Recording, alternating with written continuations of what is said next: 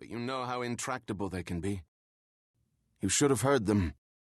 Krypton die? Oh, never, Jor-El. This is just another of your mistaken fantasies. Fantasies? He paced the room angrily, slamming his fist against a bright white wall. Those small-minded, condescending buffoons don't know how close I came to... Jor-El unclenched his fist and dropped his arm to his side. Unfortunately, I didn't do anything as much as I wanted to. Korth Orr ended the meeting just in time, and I left without another word. Fantasies? After everything I've showed them, everything I've done, how could they treat me in this way? They're frightened old men, Jor-El. They've spent their lives extolling the perfection of Krypton. How could they believe now that we will be victims of a cruel fate beyond our control? Kal-El suddenly laughed, wholly inappropriately, and Jor-El's anger faded. He turned to look at his handsome son, barely 1 day old. He'd been suddenly summoned by the council from Lara's bedside, and this was his first opportunity to study his son closely. He looked so much like Lara. Eyes steady but happy, lips curled into a wonderful, warm smile. This should have been Jor-El's happiest day. This should have been a time for celebration. His father was smiling back at him, but as with his mother, the infant could tell it was half-hearted. Jor-El's deep, reassuring voice had always given him hope, but he sensed trouble now, and he started to cry. Don't cry, Kal-El. Everything is going to be so good for you. Jor-El nuzzled his cheek until Kal-El's tears sputtered out and were replaced with soft, happy giggles. Kal-El will never know another sunrise, Jor-El said, tickling the boy's stomach, working to keep him calm. At least, not ours. The sun that will one day warm him will be young and burn yellow, and it will be the source of his great strength. Lara, he'll come to cherish it, not ever knowing the star he was born under was red and old and dying. They called him Kal-El. That was his name. Jor-El was his father, and his mother was Lara. They were his family.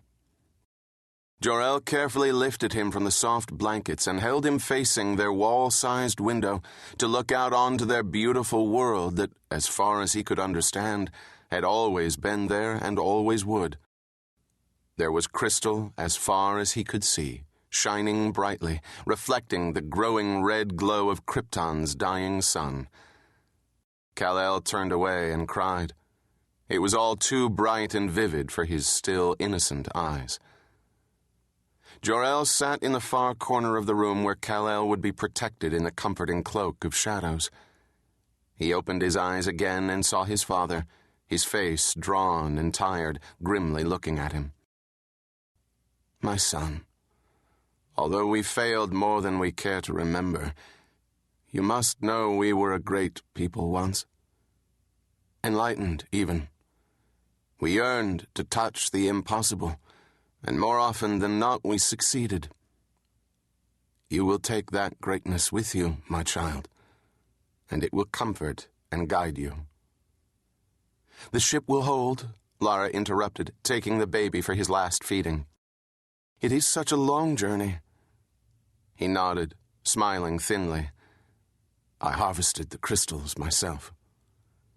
Lara kissed Kal-El's cheek, then made a sucking sound against it.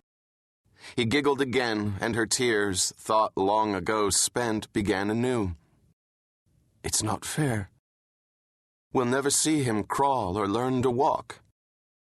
Isn't there any hope? Jor-El shook his head. No matter how long one took to intellectualize what had to be done, there was no real preparing for the actual moment. Not for us. But he will walk. He'll even talk. And when he gets there, he'll do so much more. Kal-El cooed as his mother held him tightly, afraid to let him go. He heard her heartbeat quicken. It was not the same comforting, steady beat he had gotten so used to for all his short existence. Things were not right. He wanted to cry, to bring their attention back to him, but instead he sputtered and gurgled some meaningless sounds. Lara had worked alongside her husband for 5 years, 3 as his assistant before they were married, and 2 since, rechecking all of his calculations, then going over them again and again.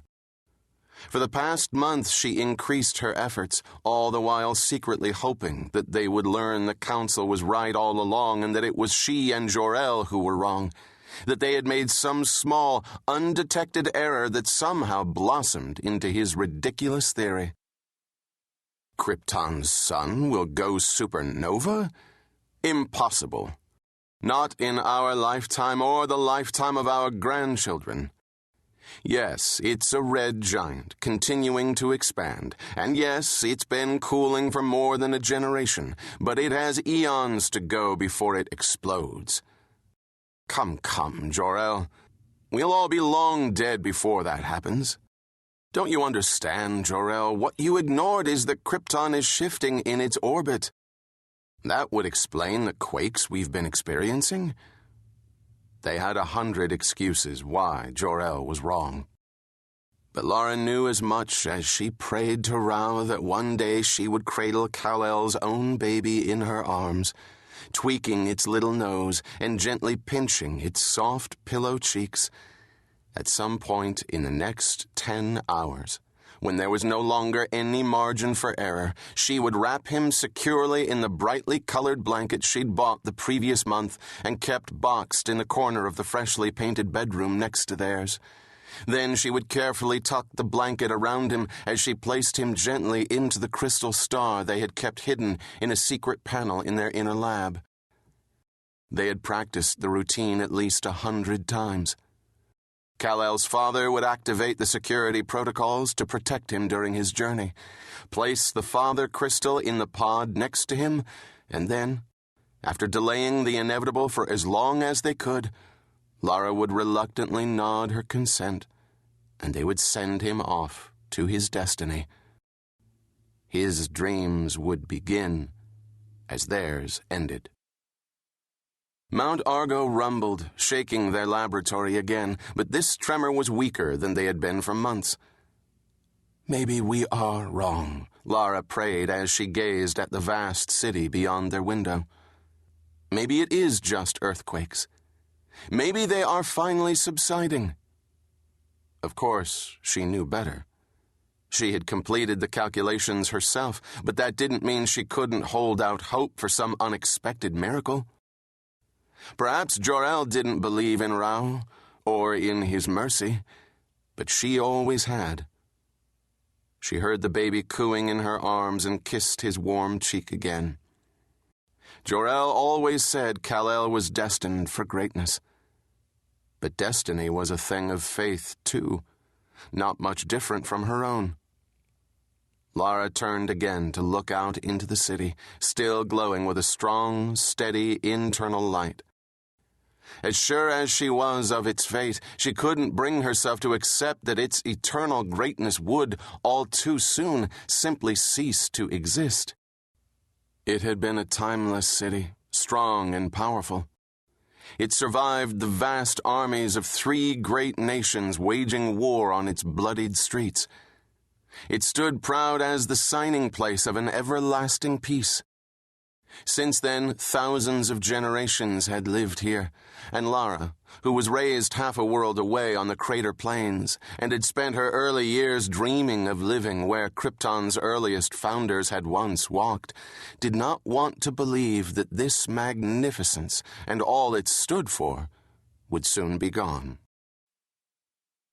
She had spent her first year out of the university touring the city and its outer regions, basking in its surprising history.